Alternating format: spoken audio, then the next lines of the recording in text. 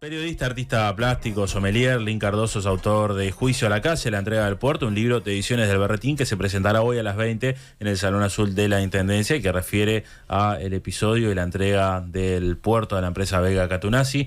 Y te tenemos por acá, Lynn. Buen día y gracias por acompañarnos. Buen día a todos. Muchas gracias. Bueno, ¿qué tenés por ahí? Mostranos. Mostráselo. Empezamos por acá. Mostráselo a la cámara incluso, si podés. El tema está, esto nace porque un amigo me preguntó, ¿no será, tan fuerte el título del libro Juicio a la Calle? Y en verdad, para justificar ese título, tuve que recurrir a un tuit que hizo el presidente de la Calle. Mostráselo si podés a esta cámara, verá. En septiembre del 2021. Ahí está. A ver si por acá. Sí, ahí te capta. ¿Sigue estando ese tuit? ¿No fue borrado? Si lo buscamos, sí. ¿Lo encontramos? Sí, se encuentra, sí. Bien. Sí.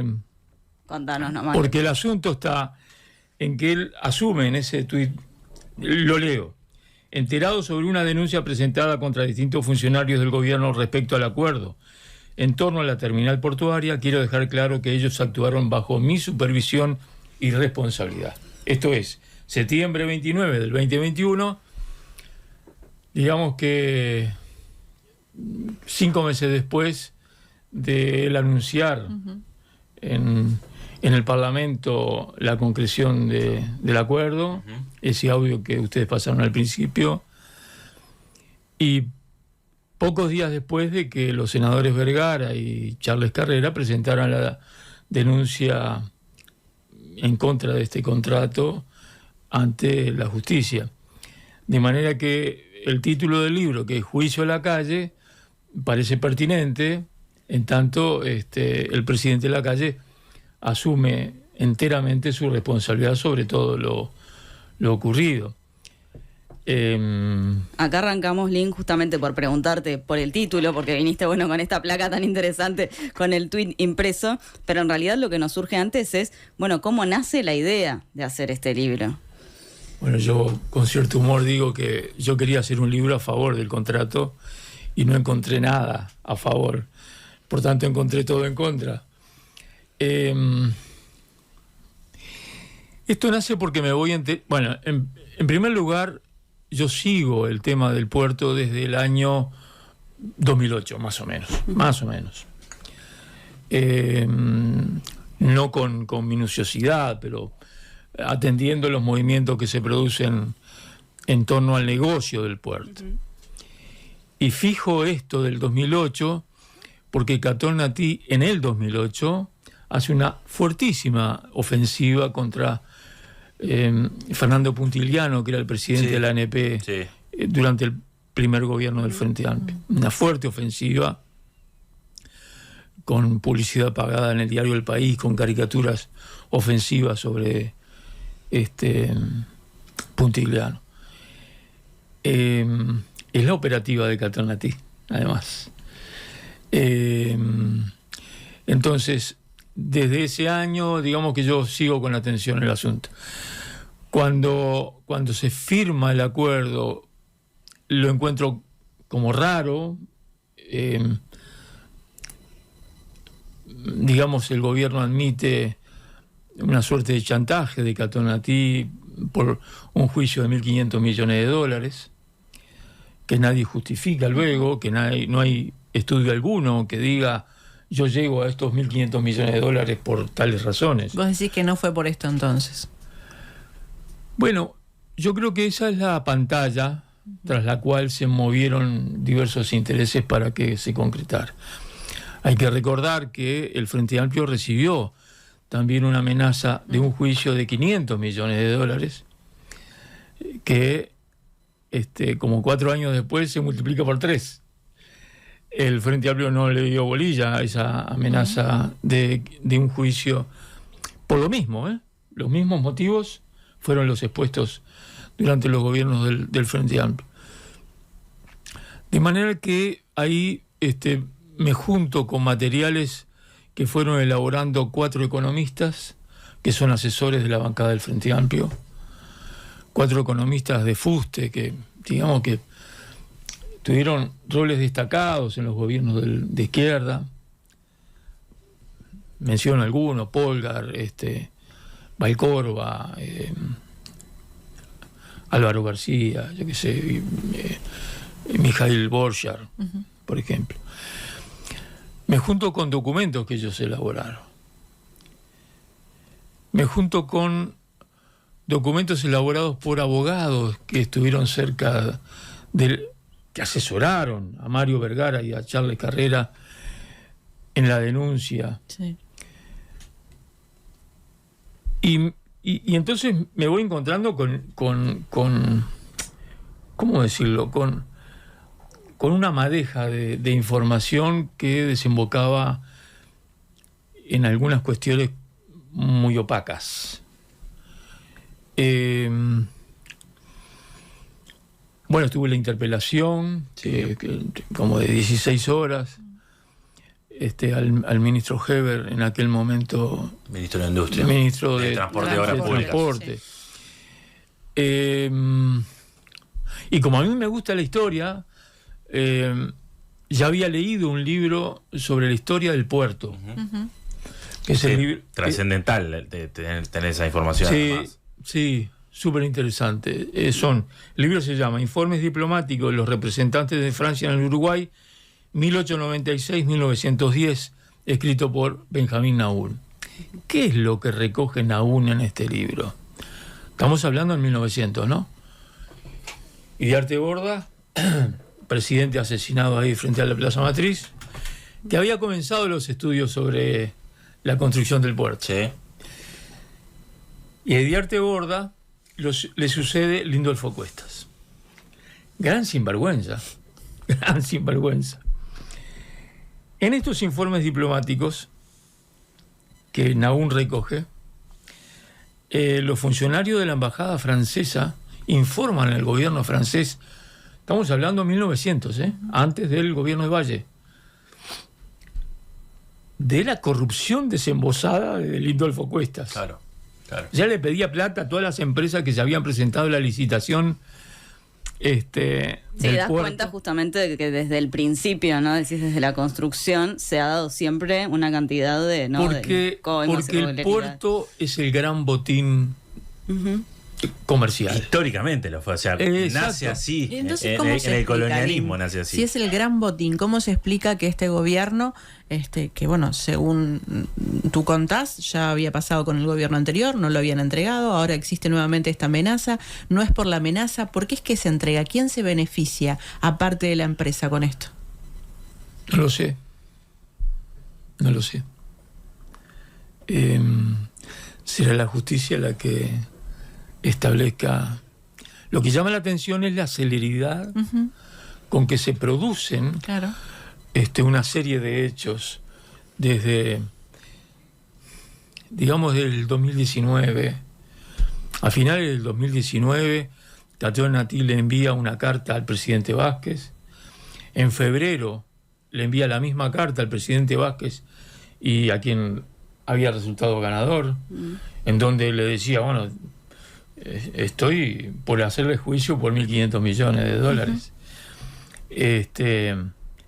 Entonces hay una celeridad en cuanto al procesamiento de este acuerdo que además, a ver, es secreto el acuerdo, porque hay un procedimiento que utiliza Juan Curvelo, que es el presidente de la ANP, que firma, aconseja la firma del acuerdo y no lo hace pasar por el directorio de la ANP.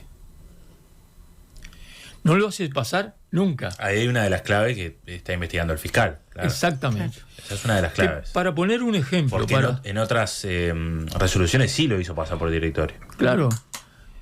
Para poner un ejemplo, la denuncia en este caso es abuso de poder, ¿no? Ahora, es la misma figura que se utilizó para procesar a Fernando Caloy en el Banco de República con el tema Pluna. Sí. Con una diferencia. Caloy aprobó el préstamo, y luego lo hizo pasar por el directorio. Claro. En este caso, se aprobó el convenio y no lo hizo pasar por el directorio. ¿Por qué no lo hizo pasar? Sospecho que como el directorio del ANP lo integra un representante del Frente Amplio,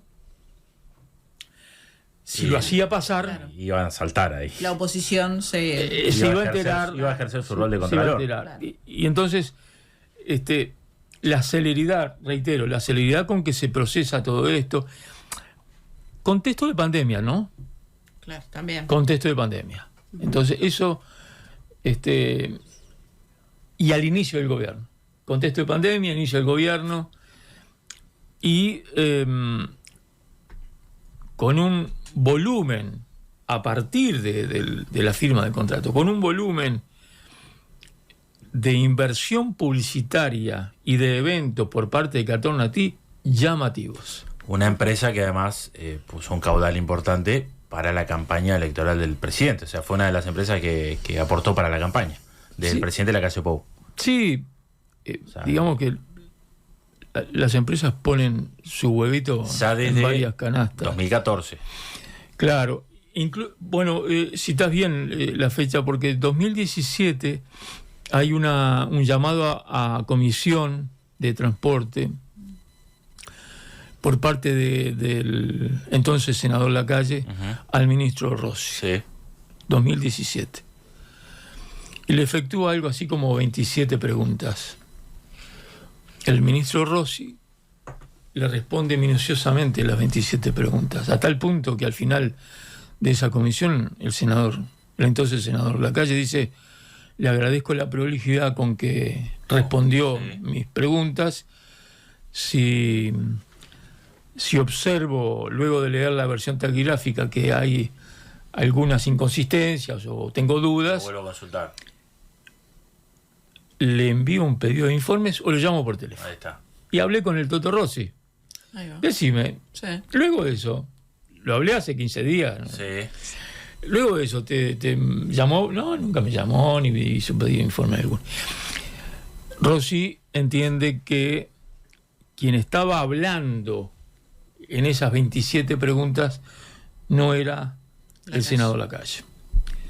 ¿Quién era? Entonces, bueno, Rossi entiende que era la línea, digamos, de la empresa belga que quería descubrir cuáles eran los lugares por donde meterse, ¿no?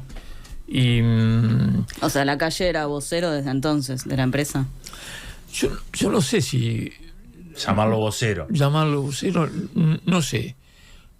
En el libro está contado. El libro no tiene casi calificativos, es como los documentos, casi que fui un escribano de los documentos que leí.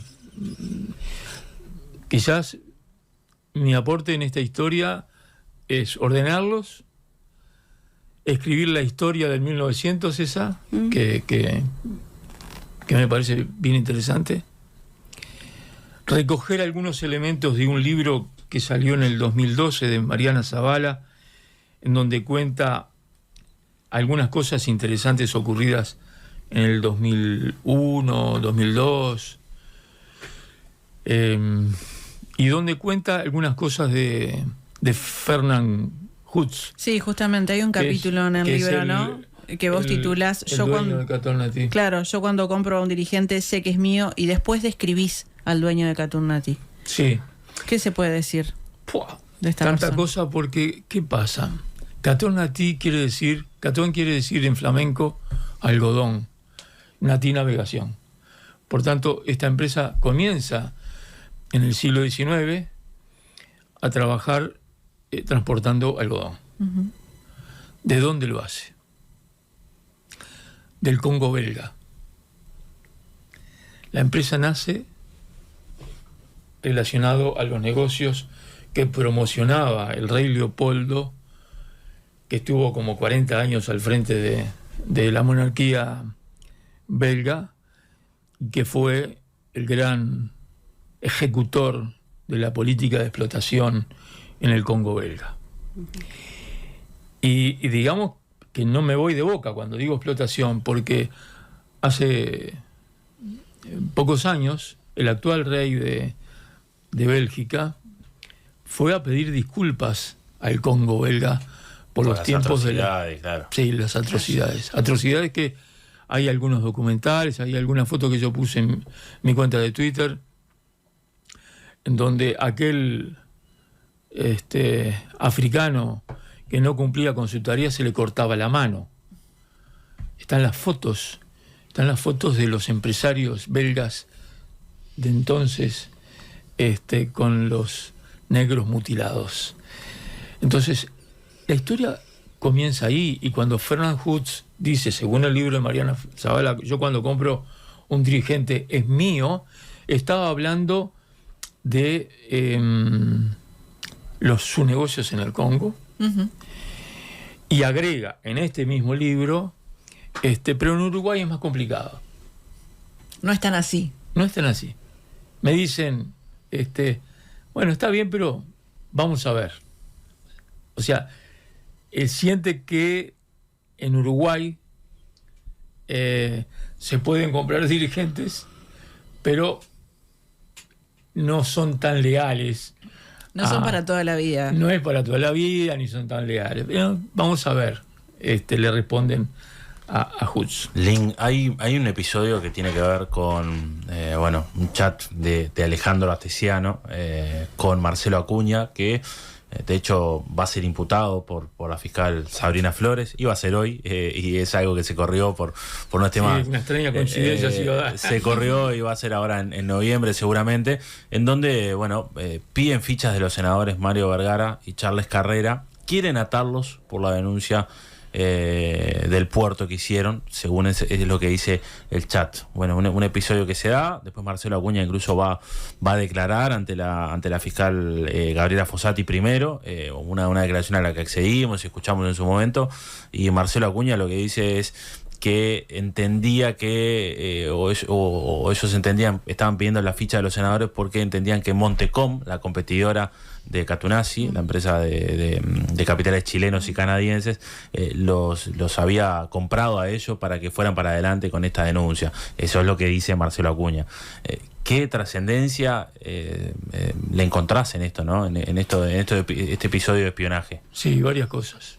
Enero del 2022 se encuentran en el supermercado Disco de 8 de octubre. Exactamente. Y Garibaldi se encuentran allí con Astesiano, ¿no? Exacto. La virtud de esta historia de Astesiano, agradezco mucho a Astesiano porque es autor del libro también. La virtud es que perforó una cierta protección que había mediática del acuerdo con Catunazzi. La perforó, porque todos los medios tuvieron que contar que Astesiano era un sinvergüenza, que iba aprendido en todas, y que la denuncia luego de espionaje. Sí, lo que queda claro después con Astesiano es que las cosas que hacía no eran porque a él la incumbían, ¿no? Sino que, o es lo que se está investigando, que hay otros intereses atrás o alguien que le pedía cosas. Bueno. Pero no nos metamos en Astesiano. Pero igual, yo creo que en el episodio yo creo que Astesiano se creyó más de lo que podía, un sinvergüenza, un pícaro, quería comer en todos los platos, y es, ¿cómo decirlo?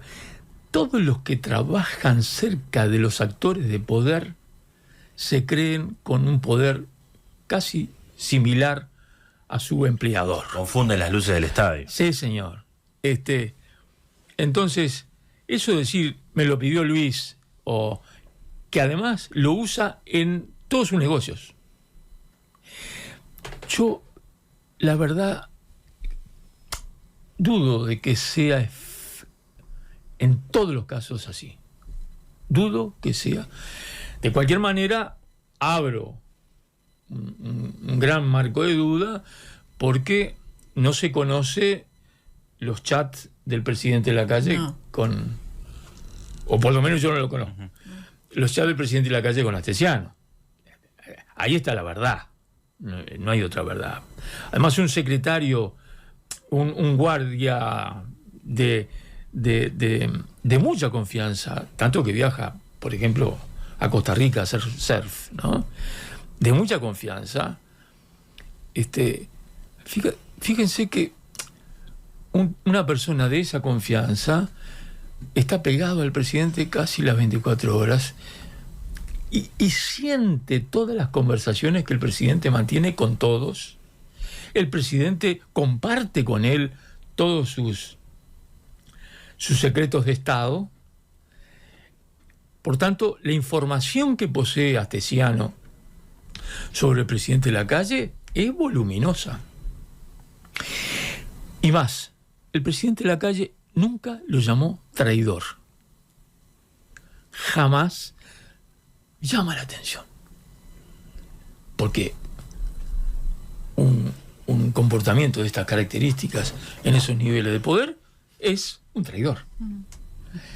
Entonces, en fin.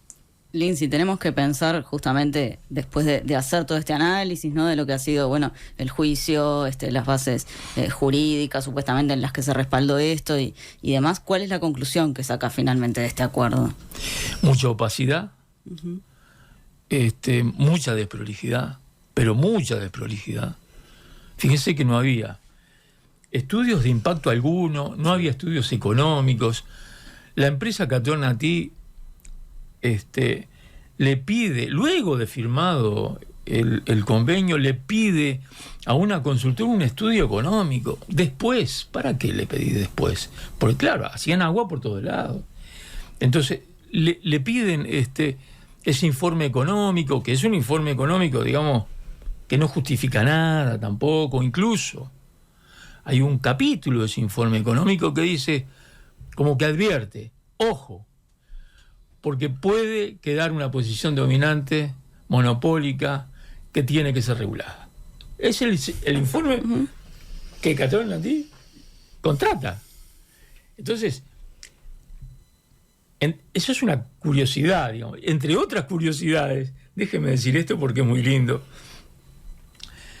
El Frente Amplio se opuso a la ley de puertos que impulsó el doctor Lacalle Herrera. Votó en contra de la ley de puertos. El Frente Amplio, en todo este debate, defiende la ley de puertos. ¿Por qué? Porque el presidente Lacalle, actual, con su firma, contradice la ley de puertos de su padre. Es súper interesante. Que planteaba justamente la libre competencia. La libre competencia, claro. Clarísimo. Y concluyo este capítulo de la ley de competencia y monopolio. Sí. Durante los gobiernos del Frente Amplio, el negocio en el puerto era 50 y 50, más o menos. Catonati 50% y Montecón 50%. De última, esto lo he conversado con el ministro Rossi, lo que pretendían era que compitieran. Sí, claro. Que dándole permiso, porque Montecón trabaja en las áreas públicas y Catonati en su terminal especializada. Entonces, digamos que iban promoviendo la competencia. ¿Cuál es el porcentaje hoy en el puerto? 70% Catonati, 30% Montecón. Además hasta el 2081, ¿no? Sí. Claro. 2081. Claro. Sí, con estos riesgos además, que está planteado en la interpelación, que es un riesgo súper interesante. No hay ninguna cláusula que impida que Catonati venda su paquete accionario al gobierno chino, ponele. Por tanto, en un momento dado, nos podemos desayunar que el gobierno chino claro. o el gobierno, yo qué sé, de Estados Unidos, o una empresa compró el paquete accionario Catonati. Por tanto, ya no es una empresa belga, sino que es un gobierno u otra cosa, ¿no? Link, para cerrar, yo necesito pedirte un favor, no lo guardes. Si lo podés volver a ir más cerca, a mostrar ahí, quédate ahí. Bueno. Link Cardoso, periodista, autor del libro Juicio a la calle, la entrega del puerto, un libro de ediciones del Berretín que se va a presentar hoy a las 20 en el Salón Azul de la Intendencia. Gracias por acompañarnos. Bueno, muchas gracias a ustedes. Gracias, Link. Un gusto. Gracias.